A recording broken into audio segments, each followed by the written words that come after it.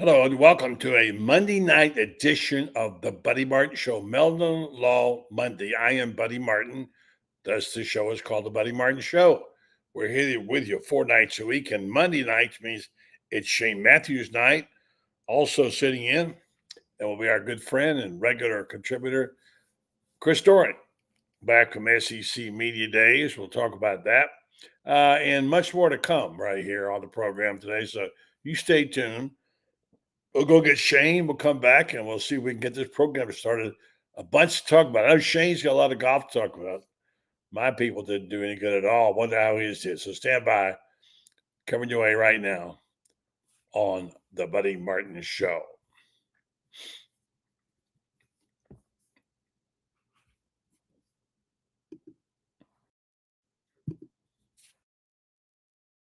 Buddy Martin, call him up and tell him what you're thinking, but be kind because he's doing the best he can. Better, stronger, faster.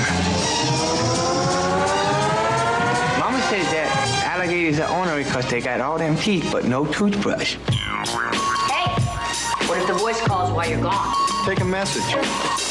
Bye. You ready, champ? I'm ready for this my whole life. I'm incapable of small talk. But that's why you love me, right?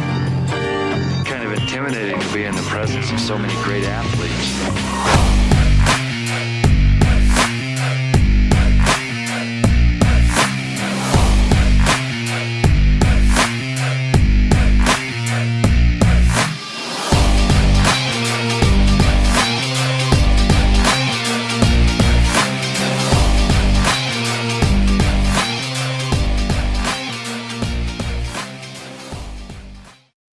Program. I'm Matthews is standing by in the green room, which is now the orange blue room. We'll go get him right now. And gosh, you can start off a day and things can go good and things can go bad. And like they say, sometimes you have to pick what mood you want to be in. And sometimes it's difficult because you have different situations and different things going on in your life. Been a good day for Gator fans. It's been a good week. Some good news about recruiting. Also a coach coming back who had left. For myself, good evening to you, Shane Matthews. And I just got back from a real project. You would have loved it. I went out to get my wife's name changed. Okay? We had the marriage license. We were going to the Social Security office. So we went by and got an extra copy of the marriage license. Looked at it, went over to the Social Security office, sat for 2 or 3 hours and waited, and got to the window and they said, your name is wrong on this marriage license. What? Your last name is first. Well, I didn't type it. You know what? Well, I can't take it like this. So go back over to the courthouse. Took another hour. Go to the lady and the very nice lady who said, yep, it's wrong. I said, I didn't fill it out. Somebody else here did. She said, well, I'm sorry, but that'll be $30 because you have to have an amendment. Okay. Like plus another hour. Plus now I've completely blown the opportunity to go back over and get the name changed because now it's like a 4-hour deal. But not going to let it bring me down, Shane, because, we're getting closer to football season.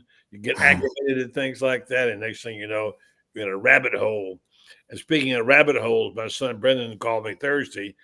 You know that big problem they had with CrowdStrike, that software problem that grounded all the airlines? Mm-hmm. Well, he was stuck in Dallas. He couldn't get out. Mm. Some of the most ridiculous things I ever heard about airfares, whatever. So it just goes to show you, Shane, we're all subject to problems when it comes to software, right? No question. I'm glad I don't really have too many issues with that. And when I do, I have somebody to fix it quickly. You got people, I know. Yeah, I don't. All I know how to do is turn the computer on. That's pretty much it. Well, you're doing pretty good at that. How many years is this you've had this show? 5? Whenever COVID started, it was a couple of weeks before COVID hit. 2020? Yeah. Yeah, I remember when you started it. Pot up with Matthews. Well, it's done very well. Congratulations on your success.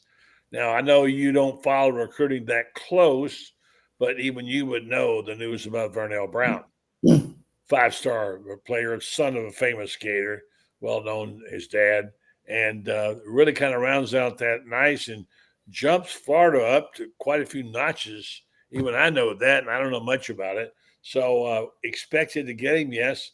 But now that class is shaping up nicely. And Vernell is such a terrific kid in every way. What do you know about him? I know that he grew up here in Gainesville, and then I guess as a 9th and 10th grader, he moved down and played for his uncle, Vernell's brother, in Wildwood. And then last year he moved to Orlando and plays for Eli Williams. And he'll play for Eli Williams again at Jones there in Orlando this year. Yeah, he's a lot bigger than Vernell, his dad, much taller. Obviously a really good player. Anytime Ohio State wants a wide receiver, you got to think they're pretty good. So it's a huge get for Billy Napier and the rest of the staff. And, buddy, it was funny today on my program. I think we probably had between texts and Facebook and YouTube comments, maybe 3 comments on it. And I basically was joking around. If we had not gotten him, all hell would have broken loose on the show. But people, it's crazy to me. I try to tell people, you gotta just, there's not anything you can do about Florida football, Florida baseball. There's not a lot of things you can't control. But they want to talk about negative stuff nonstop. And there was some negative stuff on my show today talking about how it's almost like our coaches aren't even trying to recruit, which cracked me up. What? I don't get that at all. Well, because we're ranked so low or whatever. But like I said, I could care less. It was a good get for them, and hopefully we'll win some games and get some more players. Shane, I know you didn't watch too much of SEC Media Days. I watched most of it. And it gets a little tough after the third day once Florida's come and gone. But I'm going to get Chris Doering to share his thoughts with us on his takeaways. He was there for all of it. And what he gets is a whole lot of information, massive amounts of information. It's hard to digest it all, to know what's what. You got to come away and say, what do I remember, what person, what coach, whatever. There's nothing, you can't even win or lose any games in there. But I think there's certain people like Coach Spurrier had a way of making it his time, talking season, who made an impression. So I thought Kirby was pretty good when he did. I'm not going to try to evaluate every coach. But I have a few takeaways from it too. And this thing is so massive. We don't even know how this whole new all 16, this 12-team playoff is going to change college football. Shane, I think there'll be a lot of difference. What do you think? Well, I think the SEC is going to be phenomenal this year. When you bring in anybody like Oklahoma and Texas, obviously those are tremendous brands, and they're going to help your conference be bigger and stronger. And we got the best commissioner in all the sports, and Greg Sankey. You got the best, the most competitive with the best athletes, best fan bases, best traditions. I can't wait. I think it's going to be a fun year. I think you're going to get 3, 4, maybe 5 SEC teams in the mix. Yeah. But I am very, very much looking forward to the season. I'm with you on that. And I think we've been so bogged down in NIL and this stuff and that stuff that when they, as Billy says, put the ball down, we started having some. Yeah. And, I read on my show a comment from Billy, and I just brought it up here. And to me, this is a tremendous quote that he had. And it doesn't just pertain to the Gators, in my opinion, regardless of your fan base. It was talking about the 2024 schedule, obviously. And Billy quoted, I think some of the teams that we play aren't the same teams that they had last year. And we certainly aren't the same team that we had last year. Yeah, that's the thing. And there's going to be problems. Like on my takeaways, I wrote down a few notes. I said, some people are kind of making a pat hand, Georgia and Texas. And while I agree they're the 2 teams that should win it, I think there's so much different about this right now the schedule changes. The think players are going to go down. Late season games are going to go the other way. That you can't say for there's probably a lot of back doors to this thing. You know, you can think of teams like Ole Miss or Missouri or whatever that might come in the back door on it. You know, so you can't say it's this bad hand. A lot of things could happen. More teams have a chance, Shane, to not only get in, but to be noticed and also to get into the championship final 12. I mean, it'd be huge to have a team like Missouri get in there, you know, whatever. And the record, the schedule is very favorable for them. I don't think they're that good a team, but almost you don't have necessarily have to be that good a team. Well, Missouri went 10-2 last year. I think I saw where they won 6 or 7 games that were 4 or 5 points or less. The close games, yeah.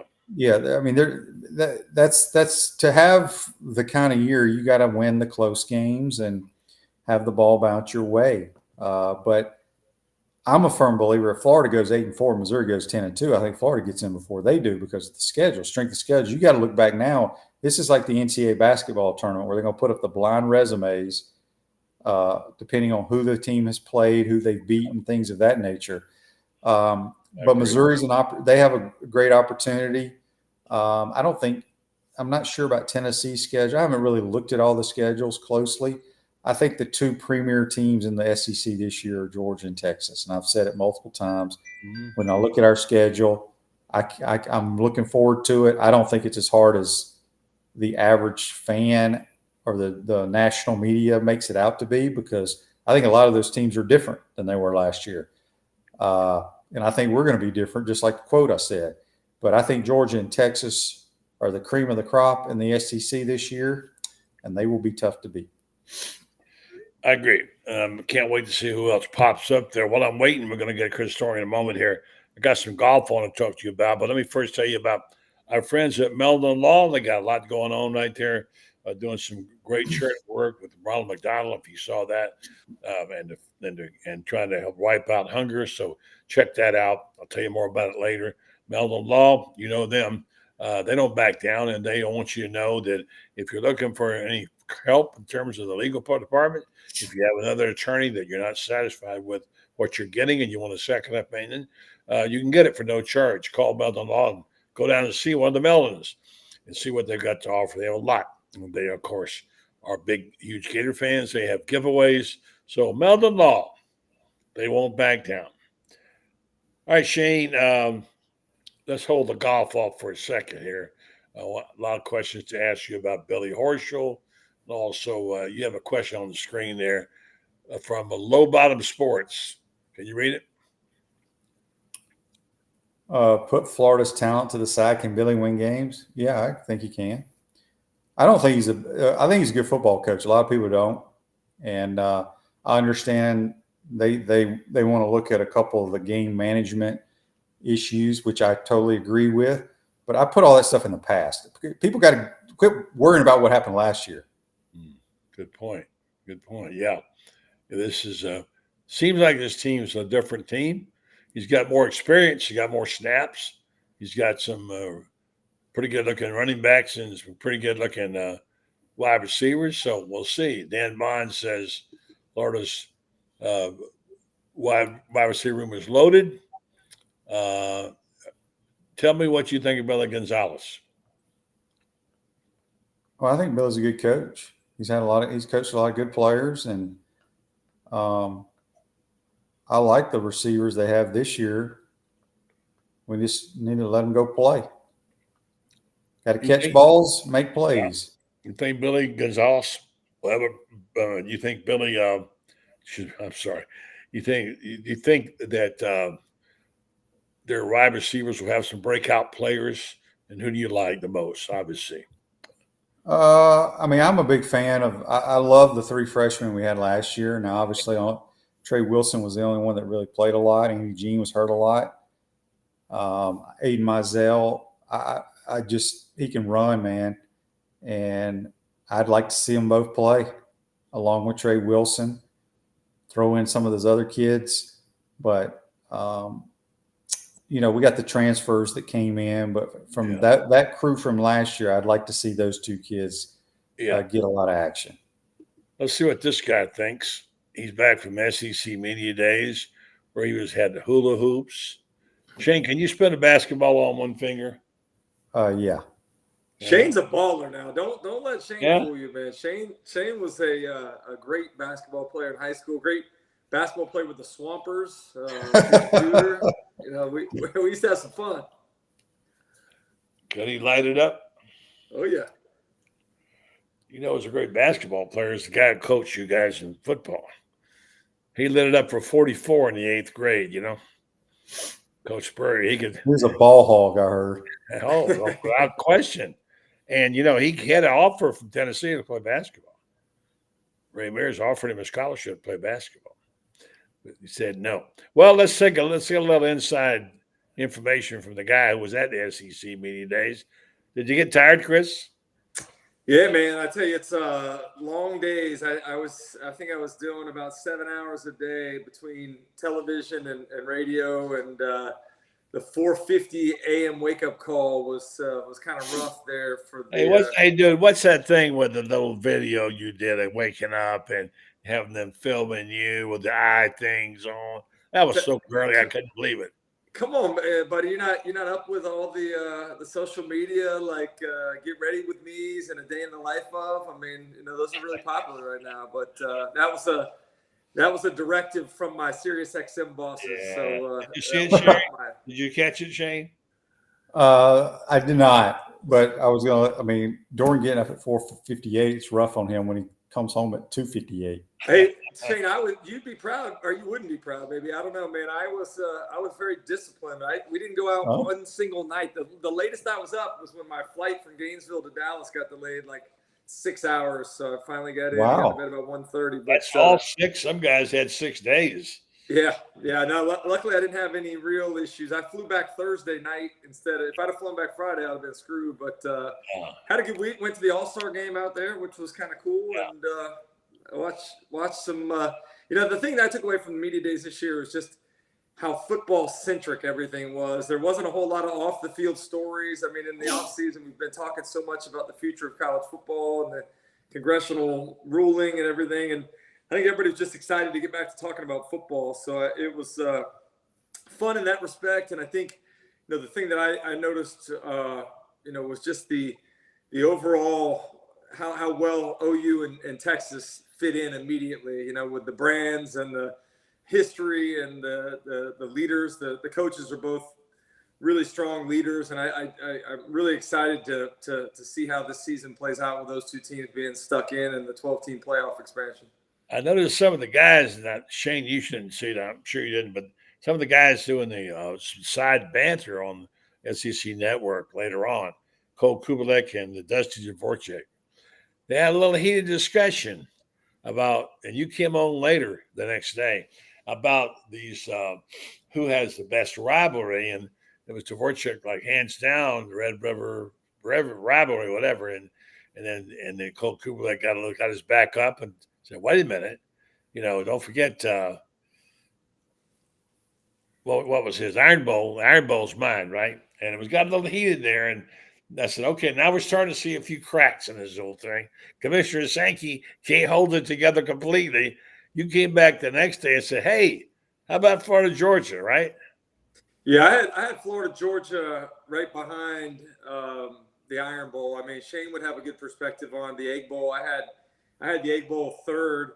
My point about Texas and Oklahoma was that, Oklahoma's not even Texas's main rival. I mean, they're so excited to play Texas A&M. That game seems like it's going to mean more than the Red River rivalry does. So I would have that fourth behind those other three. How about you, Shane? How would you rank them? Ooh, I think all 4 of them are pretty special. I've been to the OU Texas game. I think the problem that game has, that game and Florida, Georgia are the only 2 non-home and home series. Although I think Arkansas plays A&M now in Dallas or something. But the difference is they always play that game at 11 o'clock. in the morning. It's being changed though. I know, and I think that's 2:30. going to make a difference because it's awesome because it's right there at the state fair and stuff. But there's not as much hate in that game. The one time I went, and that was probably 10 years ago.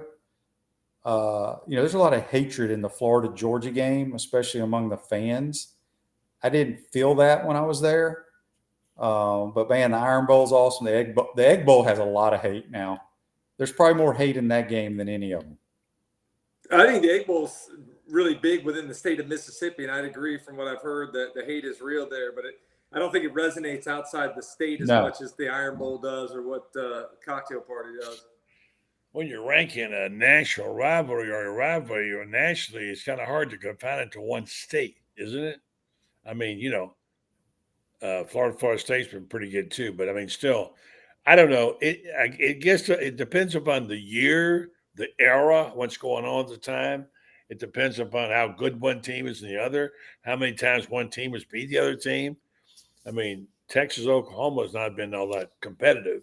But yeah, that's the thing that stood out to me was being at media days. All the talk was about Texas, and I think everybody's looking at Texas as a legitimate SEC championship game contender, as a college football playoff contender. But this is a team that's been they've lost 8 of the last 10 to Oklahoma, and we're not even talking about Oklahoma. All the appearances in the playoffs that Oklahoma's had, it really doesn't make a ton of sense. And I think we're basing it largely on the one game last year when Texas went to Tuscaloosa and manhandled the Tide at home, something that never happens. But I think Shane would probably agree with me. I don't think that either team is ready for the cumulative effect of the grind of playing in the SEC week in and week out, not only physically, but the mental drain that it takes on you. Texas, they won a lot of really close games last year in the Big 12. And I don't think you do that same thing in the SEC. You don't have that same margin for error that you do in the Big 12. I mean, let's be honest. It has to be how it impacts the national scene too, doesn't it? I mean, that's the thing about, but you guys played, and when Spurrier was coaching against Bobby Bowden, that game was always, top 5. And you start talking about teams have a great rivalry, but it's not that often that the Egg Bowl has that impact on the national scene. You know what I'm saying? So, and Texas, Oklahoma hasn't had that. I don't know. Let me ask you guys while I got you. I know you got to go, Chris, pretty quick, but what are the elements of a great rivalry? Well, I think, when I was growing up, Georgia was our biggest rival, and it was the biggest rival on our schedule because we had a hard time beating them. Once we started beating the hell out of Georgia, there's a whole generation of Gator fans that didn't look at Georgia as a game as important as Tennessee or Florida State or even LSU. But, I think once you start losing some games, once there's a little balance in the rivalry or it shifts the other direction, it becomes much more important. So I think a true rivalry has to have some back and forth. And I know the Florida-Georgia rivalry has been one of a lot of streaks where one team or the other has dominated each decade. But I really think that a true rivalry has to have some balance, and it has to mean something. I love where the game falls on the schedule in the last weekend of October there around Halloween, where, it really sets the tone for the stretch run. In a lot of cases, when I was younger, Florida losing to Georgia was basically the game that eliminated them from having any real contention in the SEC title race. Yeah, that's right. And I don't know, the border rivalries are great, I think, because of the proximity of the fans. A lot of players get recruited by the same schools. When you got a game that makes difference in the national rankings, which now, of course, is going to be more so with the playoff. There's a lot of things that go into a great rivalry. I mean, Ohio State, Michigan, for that reason, you got to put way up there, because it's always had impacted the national scene very much so. But I'm fascinated by the Miami rivalry. This is a both my parents are from Miami. We used to go down to the Orange Bowl to watch the Florida Miami game down there to start the season every other year. Obviously, would watch it here in Gainesville when the Canes would come to town. But there's still a lot of older Miami and Florida fans that have great disdain for one another. I love that we have a real true state championship this year, even throwing UCF into the rotation with us. But for a while there in the 90s, the state of Florida was the epicenter of college football world, and having Florida State, Miami, and Florida all in the top 5, even though that was kind of resigned to within the state of Florida, it meant a lot throughout the country. And so I'm really excited about that rivalry being renewed. I know Shane probably feels the same way I do. That was one of my big regrets and pieces of sadness about my career is I never had a chance to play Miami with as much as that game meant to my family and to me growing up as a kid. I don't share that. My late wife was from North Miami as well. I had a lot of friends from Florida that were from Miami. But in my opinion, the Miami rivalry just didn't measure up after a while. And I'm a little surprised that people are putting such emphasis on the opening game. I get that it's important. I get it's like two programs that are going sideways, and they need to get it back on track. And I understand that. But I don't get that Miami game. I'm hearing people say it's the most important. But Shane, you said I said it too. I'm with Shane. Most important any opening game since I've been here. I thought, man, Yeah. I don't get that. I guess I'm in the minority, Shane. It's clearly the most important opener that I can remember ever since I became a Gator in '88. Just due to the losing seasons, you got to get off on a good start. I mean, I firmly believe, I'm optimistic. I don't care about the schedule. Some of these teams that we're going to play are not what they were last year. We're the different team. You got to go play it. And you got to win that game at home. Cam Ward has never played in an environment in his life and never will play in an environment in his life like he will on August 31st. And we got to make it difficult on him. I have not bought into the Miami hype. Maybe I'm crazy, but they've been a very average football team. And if Florida had played their schedule the last couple of years, we would not have losing seasons. So, but we got to win the game, buddy. I think we got to start the year at least 4-0. I don't know who our 5th game. I don't know if Tennessee's the 5th or 6th game, but I think we have to be, in my opinion, we have to be undefeated going to Tennessee. Well, yeah. I'm with Shane. I agree with him on everything he said there. The schedule is set up that you got to make hay early in the season. I think just from a confidence factor too, winning those games early on can help kind of reinforce what these guys are believing. I love kind of where Florida's line in the cut right now. Not many people. I mean, Florida was an afterthought. They were probably the 3rd or maybe even 4th most important team on the day that they went to Dallas for media days. You go through a number of schedules. Nobody mentions Florida as being a tough game. It's really weird to think about the reality of where the program is and the way that we're perceived in everybody else's eyes. But I would agree that it's the biggest game, not only because of what's on the line, how much pressure ratchets up on the losing coach there, but just the dynamic within the state. Florida State has kind of taken over after struggling. We were all three kind of struggling. To be the 3rd team in that trio of teams within the state is not good, and we're already not having a great time putting together the 2025 class. So I just think from the perception as it relates to recruits too, it would mean a lot to have that environment rocking and to have it be a game that goes Florida's way. All right, Shane, let me get a couple of final thoughts from Chris on this before he leaves, and you can pitch in if you want, but I know you didn't follow as closely. What's your biggest takeaway from SEC Media Days, Chris? Yeah, outside of Oklahoma and Texas, I think there's been a large concern amongst fans about the disenchantment with today's college football player and the worry about how NIL and transfer portal stuff's going to make college football less popular. Being there, the anticipation for this season, whether it's Oklahoma and Texas's addition, whether it's the expansion to 12 teams in the playoffs, I don't know that there's ever a season that has felt more anticipated within the SEC than this one. So that's what stood out to me. I think quarterbacks are the storyline this year. The depth of talent and experience that we have at the quarterback position in this conference is one of the greatest that I've ever seen. And I think, the SEC is probably going to get 4 teams into the 12-team playoff field. I think there's 9 teams that are vying for those 4 spots, and those are the kind of things that I walked away feeling like after being in Dallas all week last week.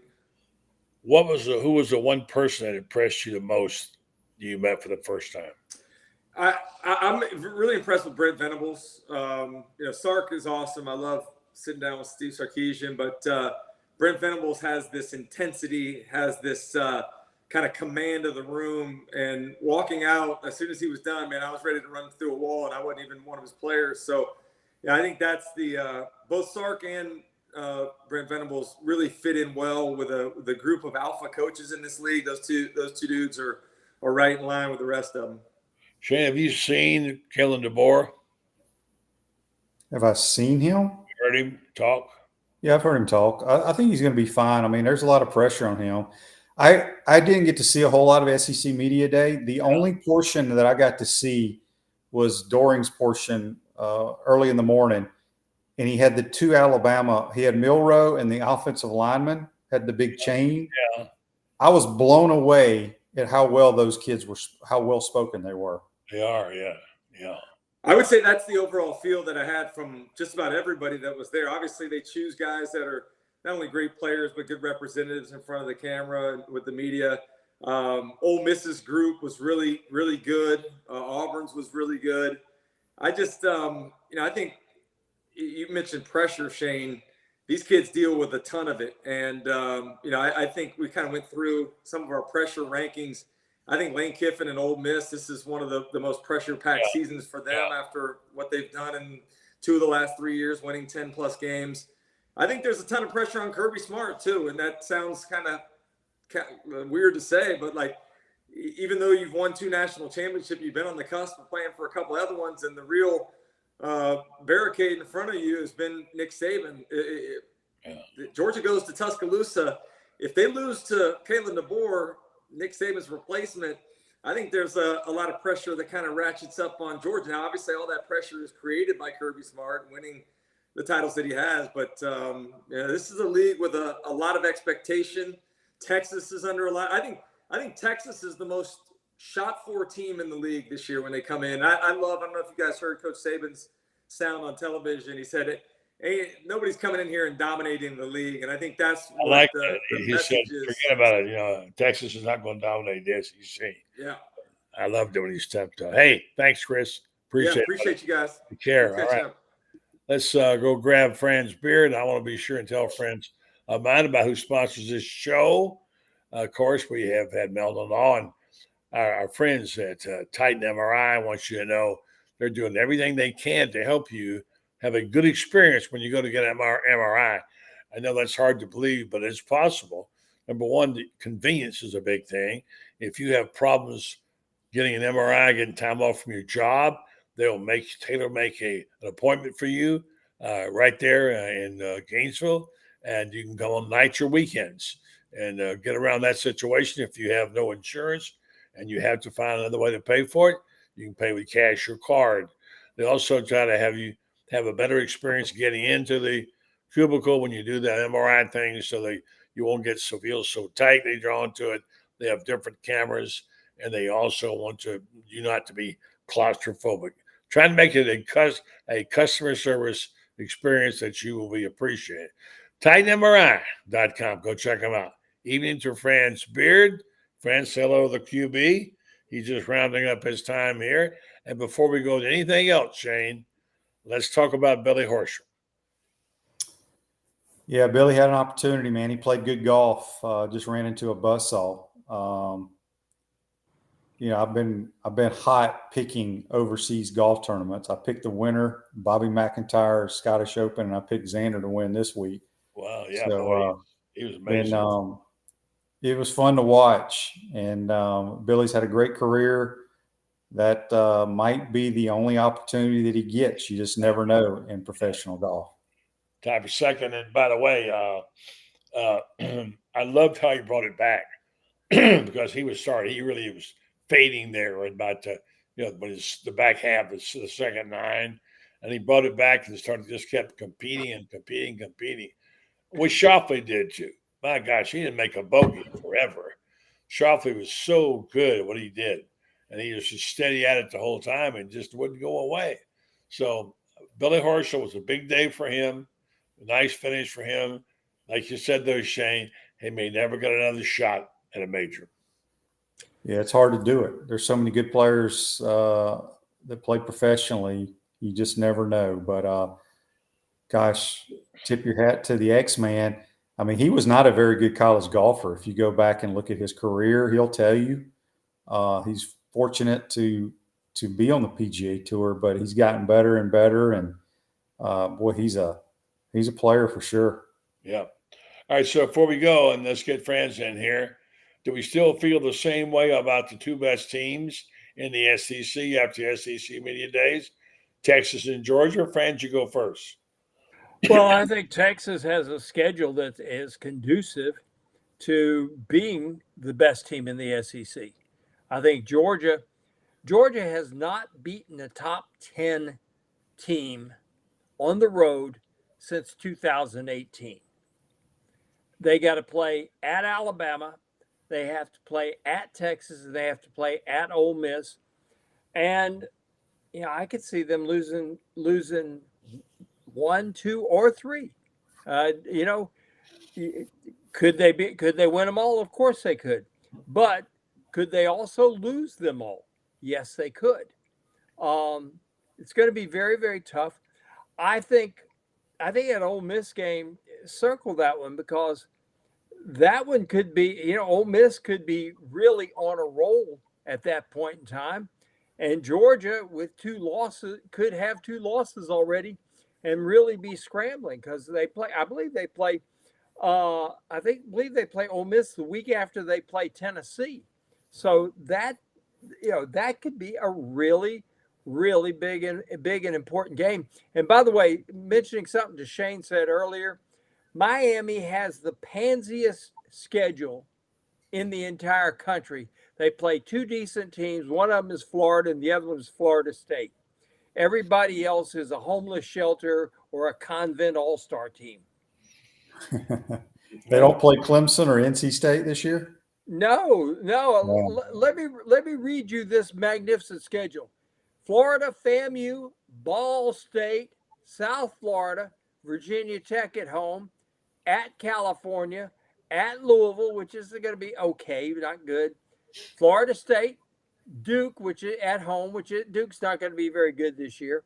Georgia Tech on the road, Wake Forest, Gump, and Syracuse. Wow. That's their schedule. That's 10-2. If this guy can coach a lick, that's 10-2. Interesting. Let me read you Texas. They got a couple of big games, but otherwise, listen to this schedule. They open up with Colorado State. They play at Michigan. That's one of their big games. They play USTA Roadrunners. They play Louisiana Monroe Warhawks, Mississippi State Bulldogs, and all those teams until they finally get to the Red River Rivalry, Oklahoma, Texas, and Dallas. Then they got Georgia, and that's everything. Then they switch over to Vanderbilt. They got Florida. They got Kentucky. They got Texas A&M. So it's not exactly what you call the hardest schedule in the history of college football, which, by the way, is what they call Florida's.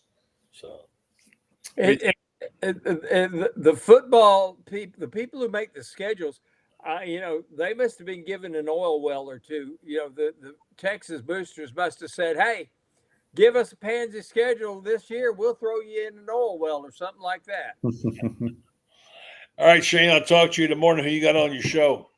I got Buddy, and I got Ron Coleman, first ever black athlete to attend the University of Florida. Oh, yeah. He's got tremendous long jumper.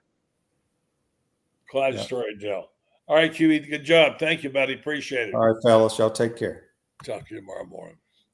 All right, Shane Matthews on Pod Up with Matthews and my buddy Franz Beard. We're rocking along here on a Monday night, as we have so many times. Franz, I got to tell you, excellent column you wrote on Vernell Brown. I want to get to you and talk about that a little bit. I know you knew Vernell, the face of Florida football. Explain a little about that. Let's talk about what this young player means, how he's developing now, how he pushes as far as recruiting class way up. Well, first let me talk about about the family. I mean, you know, I forgot one guy. I forgot that he's got another uncle, Vincent, that played, but Vernell Sr., John L., Val, Vincent, Vernell Jr., and this is the sixth from that same family to play for the Gators. Pretty darn good legacy, wouldn't you say? And I think, you know, he had a tough decision because, you know, you look at the way Ohio State has put receivers in the NFL, but Florida had two things going for him. One was Billy Gonzalez. I think Billy Gonzalez is as good a teacher of route running, etc., as there is in college football. And I think that was a real plus. I think if Florida hadn't had Billy Gonzalez, I don't know if family could have pulled him through. But he's got an older sister named Kendall who also runs track and jumps for Mouse Holloway. All these, you know, dad, grandfather, and uncles. I just think it was really, really hard. I think it was not hard, but easy in a difficult way to say yes to the Gators. And here's what he does. He brings an element of, you talk about yards after catch. You throw Trey Wilson and this kid in there, give them the ball, put the ball in their hands, and magical things can happen. He is he's a better athlete than any of his uncles and his grandfather. He really is. And they were all good. I'm not taking anything away from any of them. They were all really good. But this kid's a 5-star. He's really, really special. And he's going to be special from day one. He's got the smarts, he's got the work ethic, he's got the ability. And I think he's got a touch of his dad's leadership ability. And when you want to talk about why Vernell Jr. was the face of Florida football. Well, tell the story about Terraport again. And you told it many times before. Well, Florida, you know, the week before, Vernell had broken his leg against Vanderbilt. But he was such an integral part of that team, and his leadership was so special that he's on that trip to South Carolina where the Gators lost. Steve Spurrier's first year there at South Carolina, and the Gators lose up there in Columbia. What about, you know, a big ball game for Steve Spurrier. You got to admit that was a huge ball game for Steve Spurrier, and it could have been like one of these games that cost Urban Meyer. It could have set him back a couple of years. Yeah. So anyway, they come back, and he'd had problems. If you remember, we were there in Baton Rouge, and Urban, you know, Mike Freeman of the Times Union at the time, what a rotten column, calling him Urban Crier. Urban Meyer was in tears at LSU because he has a guy, Dallas Baker, playing with a punctured lung and a high ankle sprain, and you can't get the guy out of there because he wants to play that bad. And he's got guys that, you know, the play of the game, LSU's quarterback makes this huge throw downfield, and all our DB has to do is raise his hands like that, and it knocks it down, and he doesn't even jump. Ball's caught. LSU wins the game 19-17. Urban is in tears after that, and he knew he did not have his entire team. They were not a real team at the time. Half of them were still with him, and there were some in betweens, and then he had a bunch that just they were determined. They liked things the way they were under the previous regime. They come back from that loss, and they're on the tarmac, and the plane lands, and before they can get off the plane, up there in his crutches, flanked by Jarvis Herring, Jeremy Mincy, is Come to Jesus night. And they gave the three of them, but particularly Vernell, the don't let the screen door hit you in the butt on the way out. That was the speech. Some of them didn't come back, as you know. They have a week off, open date, and the team truly unifies. They get FSU coming up on the following Saturday. And this game, as you know, buddy, this game is so special to me because my mom at that point in time is she's had 4 real close encounters with death. We don't know that she's going to make it. And on Thanksgiving morning, Urban and Shelley Meyer call my mom. She's in ORMC. We don't even know she's going to make it to the next day. They call, and not only did they just call to say happy birthday to her, they talked for 30 minutes. I mean, and it was so encouraging. My mom was lifted up by that call. She lived. Obviously, she's still alive today. Yeah. They asked her at the end, they say, at the end of the call, Urban says, well, it's your birthday. What do you think? What do you want for your birthday? What can I do for you for your birthday? And my mom says, well, you could beat FSU. I really don't like them. And Urban says, we'll do the best we can. And of course, that set the stage. Saturday is senior day. Okay, at the Swamp. FSU's here in town. FSU's already clinched the ACC division title. They're going to play and win the ACC the next week. So this is a big game for them. To beat Florida, they've already beaten Miami. To beat Florida is huge. I mean, it's really, really huge.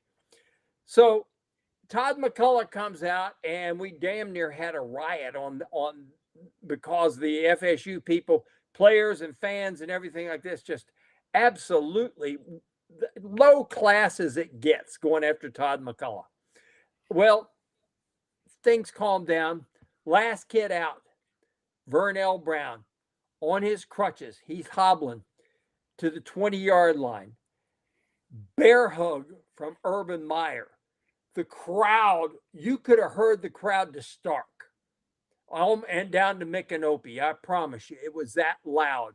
You were sitting right beside me in the press box looking at me and said, and you mount, and I know what you said because I couldn't hear you because it was so loud.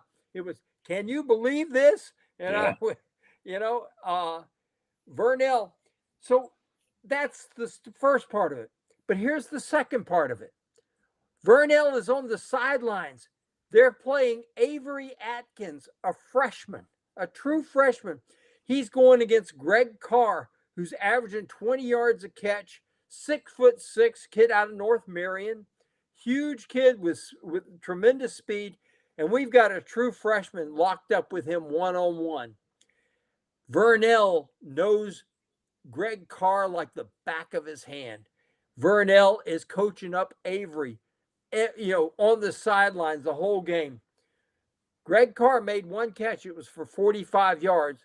But if the safety doesn't bite on the play, there's over-the-top help. There should have been over-the-top help. Would have been incomplete. But just the same, one insignificant catch. Florida wins the game 34-7. Here's the significance of that. After the game, in the locker room, and this is a game where Tebow's there, Brandon Spikes is there, Brandon James is there, Riley Cooper is there. It's a who's who for recruits. Marcus Gilbert is there. I mean, my goodness, it is who's who for recruits are in the house that game. The recruits are all in the locker room after the game, and Avery Atkins gets up with tears in his eyes, just pouring down, boo-hooing, talking about how his big brother, Vernell Brown, meant everything to him, how he could not have made it through that day. Yeah, that's a great story. And I wanted to say why Urban Meyer said Vernell is the face of Florida football. And that's why, leading up to your column, which I think your first couple of paragraphs were wonderful, I'm going to share, if that's okay, what you wrote. You wrote, blood, it turns out, still means something when it comes to the Brown family in Gainesville. Wide receiver Vernell Brown, 5'11", 173, Orlando Jones, isn't just your typical legacy recruit. There aren't many whose Florida football fans roots run deeper. His dad, Vernell Jr., grandfather Vernell Sr., uncles Val and Jonell, I think you said there's one more, were all Gators.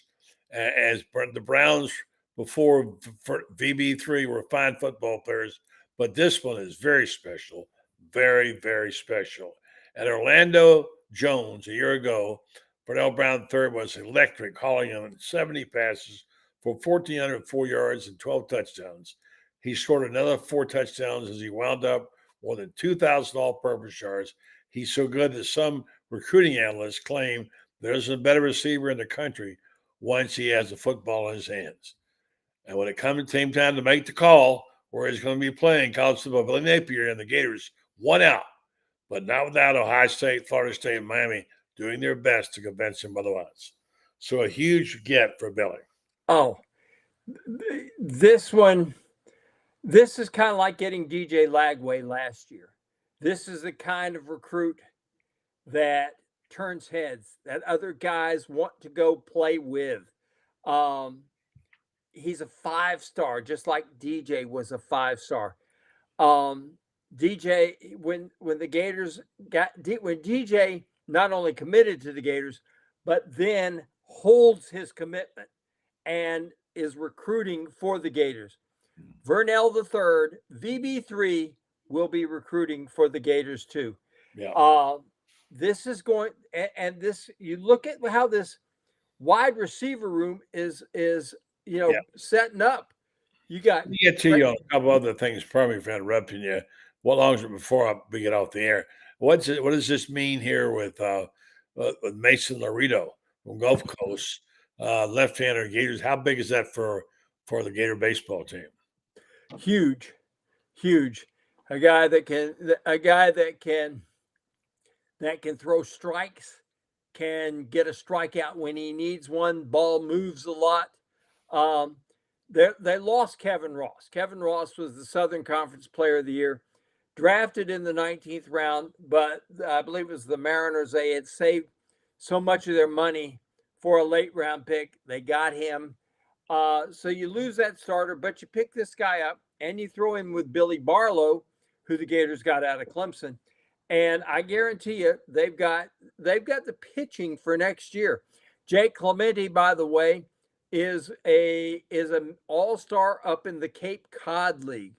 And you know how I like Jake Clemente. I think he's a guy that has tremendous potential. You take Jake Clemente and Peterson together, Pierce Coppola, throw him in there, Billy Barlow, and now this guy. They've got the pitching for next year. All right. I'm going to bounce around on a couple things real quick, running out of time. Montrell Johnson picked to wear number 1 because he's the best player. Big deal? Very big deal, and worthy of the number 1. He's been number 2. Wearing number 2 since he's been at Florida. Going to wear number 1. A very, very big deal. This is a bit of a surprise. Florida lost a coach and got him back. And that makes a big difference in terms of recruiting. Talk about that. That's one I missed out on, and I get to tell you why. I was down getting pre-op at my doctor down in Orlando. I got to have some surgery in a couple weeks. Okay. Hope you're going to be all right there. Well, anyway, so the news broke this afternoon that Joe Hamilton, and I don't follow recruiting, who is a elite recruiting staffer, had gone to Texas A&M. He left for them early this year. Well, apparently he's come back to Florida. Yeah. Everybody's raving about how big that is. I don't know Joe Hamilton. I know he's supposed to be a good recruiter. What can you tell us about Joe Hamilton?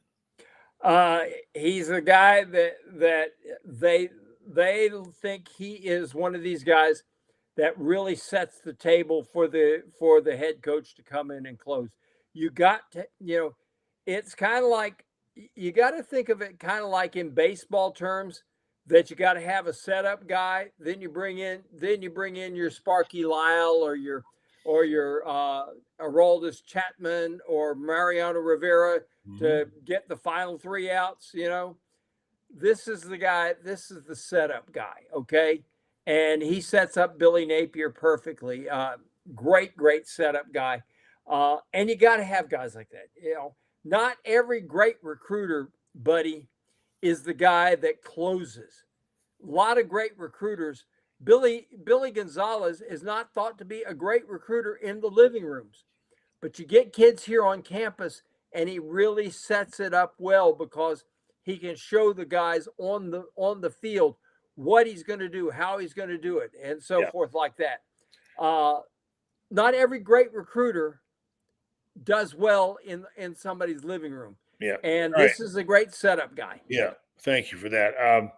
I wanted to say, I know you joined me in congratulating Freddie Wiebe and Steve Spurrier coming up on the 10th of this, the 12th of next month. We'll celebrate 3 years of Spurrier's Gridiron Grill. Unbelievable. They are now the #1 celebrity restaurant in America. They've done such a terrific job.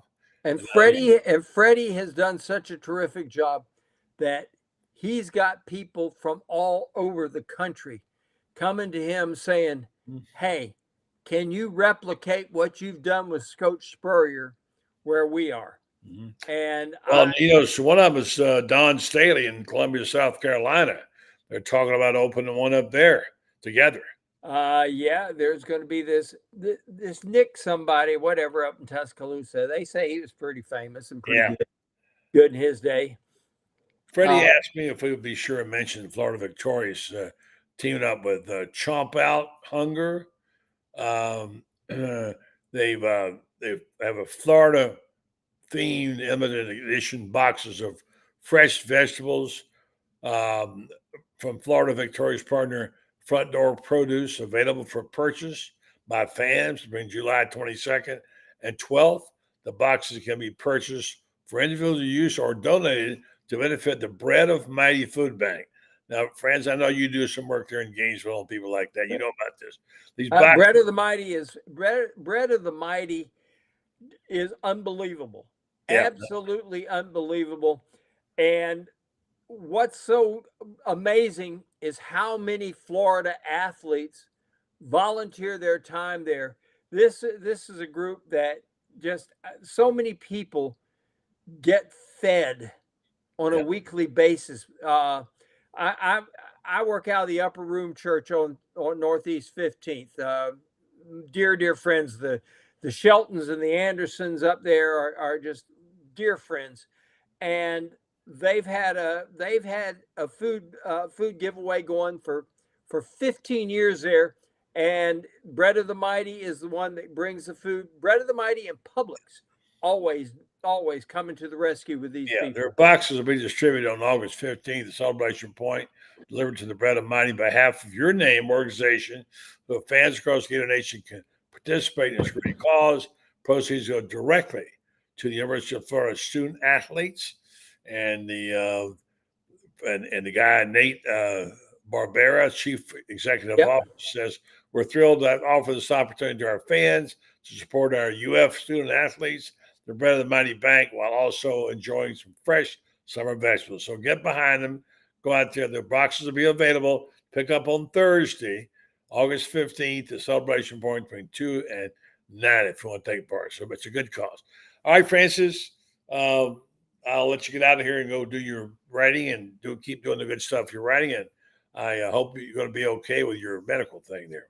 Oh, I'm going to be. It's essential, but not threatening. Okay. It's just. I'll say what my wife's grandson said in North Carolina when we were sitting at the table out in a wildlife area, and Dawn leaned back and started going back and went all the way over back. Hit her head and fell down and back, and we got her up to, oh my gosh, she could have broken her back there, She got up and she was fine. And Jake, her grandson, said, Nana, you're tougher than a $2 steak. Well, you know what they say, buddy? They say that minor surgery, this is Dan Jenkins, great Dan Jenkins line. Minor surgery is when it happens to somebody else. Right. Minor surgery on me and major surgery on you. That's for sure. You got it. Anyway, we're last few days. You got to remember something.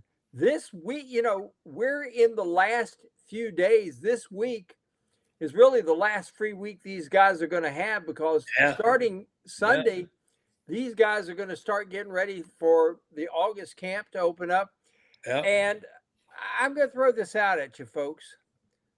don't sleep on the Gators. Don't think that this is going to be the same old, same old.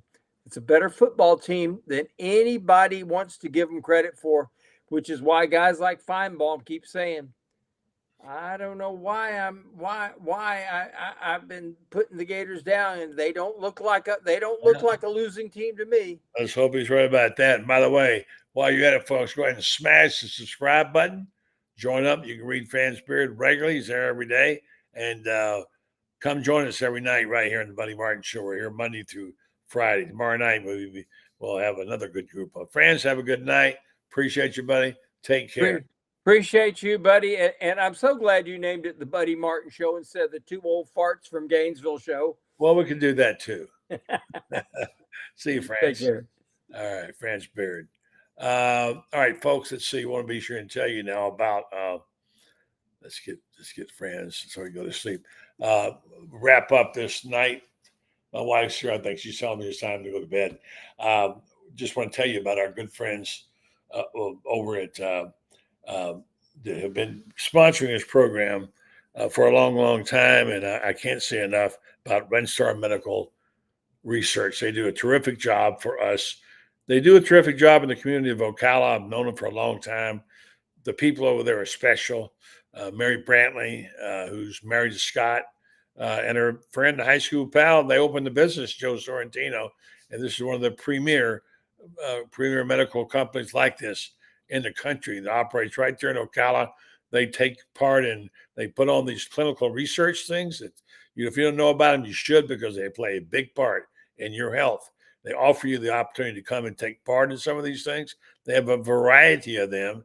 If you take part, you might be compensated, will be compensated for a pick, for time and travel, and get some inside information on things you wouldn't get ordinarily. So go to Renstar.net and figure out which one of those you want to join, apply, and take part in it. You'll be helping yourself and helping the community.